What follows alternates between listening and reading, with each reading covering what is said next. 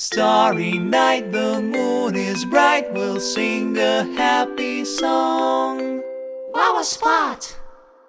Hello there, welcome to Wow Spot Kids Podcast. Again, this is Elisa Chang talking from Calgary, Alberta, Canada. Today in Canada, it is Halloween holiday. In the evening, all the kids will get out of their houses to go door to door asking for candies and say trick or treat. It's gonna be a very, very cute evening. I'm expecting to have maybe more than 100 young children to knock my door this evening, and I'll give out candies. What kind of candies do you like? Do you prefer during the Halloween holidays? I know children in Asia and Europe don't have Halloween, but Halloween holiday is huge in North America. We usually give a lot of chocolate candy bars. For example, O. Henry, Kit Kat, M&M, this kind of candies in a smaller version. And it is important for young children not to have too many candies in one day. I hope you are the ones who live in North America. You're going to get candies tonight. Make sure you don't eat too much and make sure you brush your teeth before going to bed. Today, we want to continue to talk about Alice in Wonderland. This story has been told in Wow Spot Kids podcast for many, many months, and we're almost going to finish. We have 3 more chapters to go, and we sure will finish it before Christmas. We're going to go over chapter 10, the Lobster Quadrille. The mock turtle sighed deeply and drew the back of one flapper across his eyes. He looked at Alice and tried to speak, but for a minute or two sobs choked his voice. "Same as if he had a bone in his throat," said the Gryphon, and set to work shaking him and punching him in the back. At last, the mock turtle recovered his voice, and with tears running down his cheeks, he went on again. "You may not have lived much under the sea." "I haven't," said Alice. "And perhaps you were never ever introduced to a lobster." Alice began to say, "I once tasted," but checked herself hastily and said, "No, never." "So you can have no idea what a delightful thing a lobster quadrille is." "No, indeed," said Alice. "What sort of a dance is it?" "Why," said the Gryphon, "you first form into a line along the seashore." "2 lines," cried the mock turtle. "Seals, turtles, salmon, and so on. Then when you cleared all the jellyfish out of the way." "That generally takes some time," interrupted the Gryphon. "You advance twice, each with a lobster as a partner," cried the Gryphon. "Of course," the mock turtle said. "Advance twice, set 2 partners. Change lobsters and retire in same order," continued the Gryphon. "Then you know," the mock turtle went on, "you throw the lobsters!" shouted the Gryphon with a bound into the air. "As far out to the sea as you can. Swim after them," screamed the Gryphon. "Turn a somersault in the sea," cried the mock turtle, capering wild about. "Change lobsters again," yelled the Gryphon at the top of his voice. "Back to land again, and that's all the first figure," said the mock turtle, suddenly dropping his voice, and the 2 creatures who had been jumping about like mad things all this time sat down again very sadly and quietly and looked at Alice. "It must be a very pretty dance," said Alice timidly. "Would you like to see a little of it?"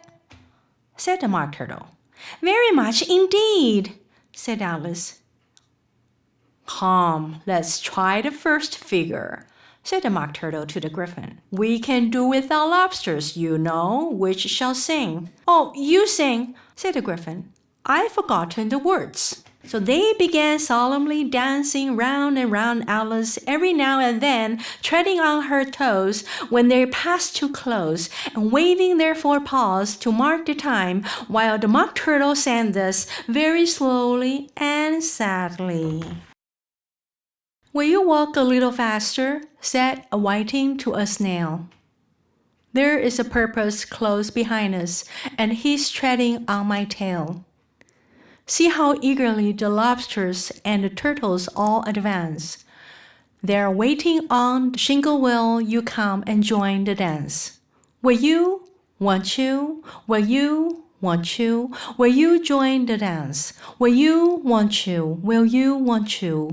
Won't you join the dance? You can really have no notion how delightful it will be when they take us up and throw us with the lobsters out to sea. But the snail replied, too far, and it gave a look askance. Said he thanked the whiting kindly, but he would not join the dance. Would not, could not, would not, could not join the dance.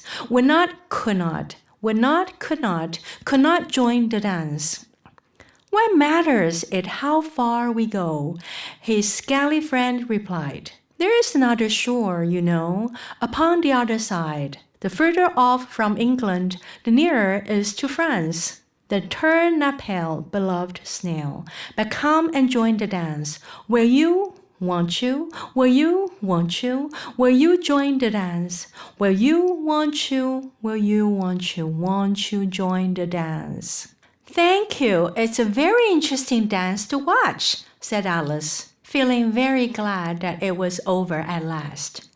And I do so like that curious song about the whiting.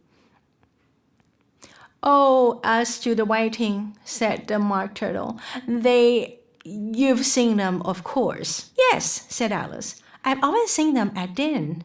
She checked herself hastily. I don't know where Dean may be, said the Mock Turtle, but if you've seen them so often, of course you know what they're like. I believe so, Alice replied thoughtfully. They have their tails in their mouths, and they're all over crumbs. You're wrong about the crumbs, said the Mock Turtle. Crumbs would all wash off in the sea, but they have their tails in their mouths. And the reason is, here the Mock Turtle yawned and shut his eyes. Oh, tell her about the reason and all that, he said to the Gryphon. The reason is, said the Gryphon, that they would go with the lobsters to the dance, so they got thrown out to sea, so they had to fall a long way. So they got their tails fast in their mouths, so they couldn't get them out again, that's all. Thank you, said Alice. It's very interesting. I never knew so much about a whiting before. I can tell you more than that if you like, said the Gryphon. Do you know why it's called a whiting? I never thought about it, said Alice. Why?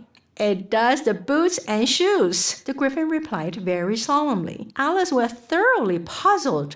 Does the boots and shoes? She repeated in a wondering tone. Why? What are your shoes done with? I mean, what makes them so shiny? Alice looked down at them and considered a little before she gave her answer. They're done with blacking, I believe. Boots and shoes under the sea, the Gryphon went on in a deep voice, are done with a whiting. Now you know. And what are they made of? Alice asked in a tone of great curiosity. Soles and eels, of course, the Gryphon replied rather impatiently, and shrimps could have told you that. If I'd been the whiting, said Alice, whose thoughts were still running on the song, I'd have said to the porpoise, keep back, please, we don't want you with us. They were obliged to have him with them, the Mock Turtle said. No wise fish would go anywhere without a purpose. Wouldn't it really? Said Alice in a tone of great surprise. Of course not, said the Mock Turtle. Why, if a fish came to me and told me he was going on a journey, I should say, with what purpose? Don't you mean purpose?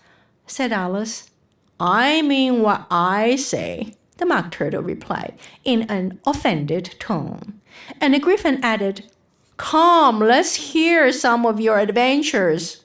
I could tell you my adventures beginning from this morning, said Alice a little timidly, but it's no use going back to yesterday because I was a different person then. Explain all that, said the Mock Turtle. No, the adventures first, said the Gryphon in an impatient tone.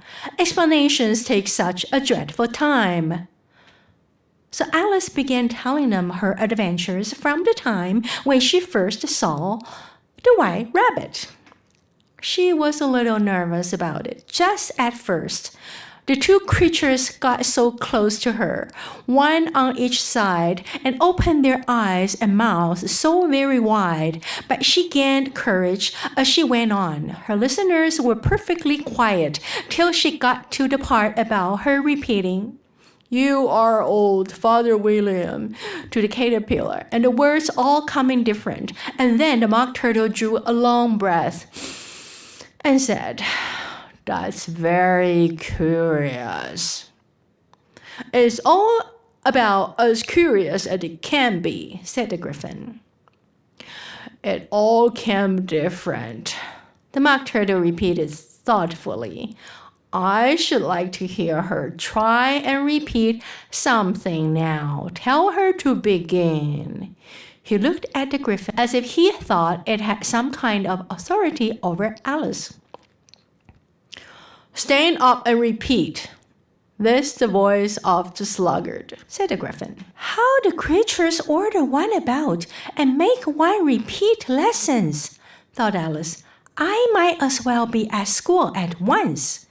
However, she got up and began to repeat it, but her head was so full of the Lobster Quadrille that she hardly knew what she was saying, and the words came very queer indeed.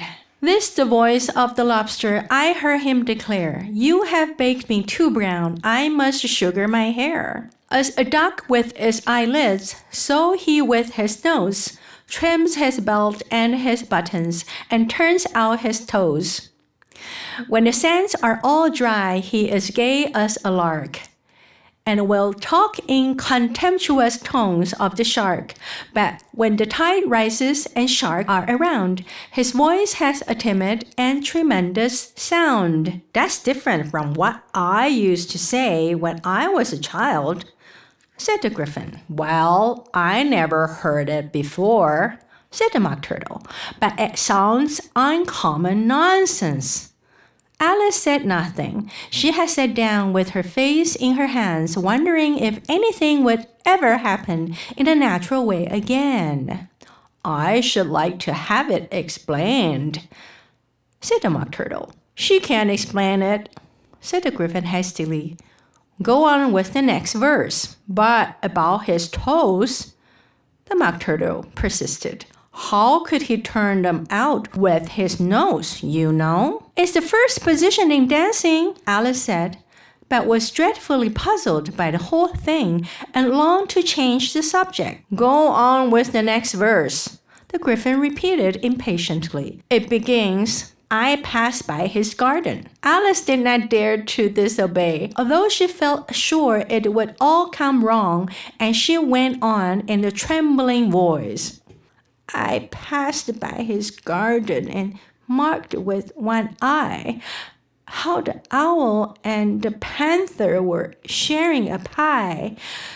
The panther took pie crust and gravy and meat, while the owl had the dish as its share of the treat. When the pie was all finished, the owl, as a boon, was kindly permitted to pocket the spoon, while the panther received a knife and fork with a growl, and concluded the banquet by..." "What is the use of repeating all that stuff?" the Mock Turtle interrupted. "If you don't explain it as you go on, it's by far the most confusing thing I ever heard." "Yes, I think you'd better leave off," said the Gryphon, and Alice was only too glad to do so. "Shall we try another figure of the Lobster Quadrille?" the Gryphon went on. Or would you like the Mock Turtle to sing your song? Oh, a song, please, if the Mock Turtle would be so kind, Alice replied so eagerly that the Gryphon said, in a rather offended tone, no accounting for taste. Sing her turtle soup, will you, old fellow? The Mock Turtle sighed deeply and began, in a voice sometimes choked with sobs, to sing this. Beautiful soup, so rich and green, waiting in a hot tureen. Who for such dainties would not stoop? Soup of the evening, beautiful soup, soup of the evening, beautiful soup, beautiful soup, beautiful soup, soup of the evening, beautiful, beautiful soup, beautiful soup. Who cares for fish, game, or any other dish? Who would not give all else for two? Pennyworth only of beautiful soup, pennyworth only of beautiful soup. Beautiful soup, beautiful soup, soup of the evening, beautiful, beautiful soup. Chorus again, cried the Gryphon, and the Mock Turtle had just begun to repeat it when a cry of the trial's beginning was heard in the distance. Come on, cried the Gryphon, and taking Alice by hand, it hurried off without waiting for the end of the song. What trial is it? Alice panted as she ran, but the Gryphon only answered, Come on, and ran faster. While more and more fainted came, carrying on the breeze that followed them the melancholy words, Soup of the evening, beautiful, beautiful soup. It is such a silly story indeed. As I mentioned in the previous episode, Alice in Wonderland is a story that categorizes as a literature of nonsense. So when we listen to the story, we will try not to find logics in it, but try to listen to it in a playful and relaxed mood, and try to see how the author make fun of words. For example, purpose. Purpose, if you spell as Purpose, that means a goal of life or a journey. But if you spell differently, it can mean a fish that is very similar to dolphin. So I hope you can find the connection between the sound and the words and the spelling in the story, and find interest in their conversation between Alice and the Gryphon and the Mock Turtle. There was another place where the author played the words around the boots and whiting and sole and eels. Sole, S-O-L-E, can mean a kind of fish, and sole can also mean the bottom of the shoe. The shoes that we're wearing, their soles under our feet to support our feet. By words game and playing, we find some fun in their conversations. Starry night, the moon is bright, we'll sing a happy song. Wow, a spot!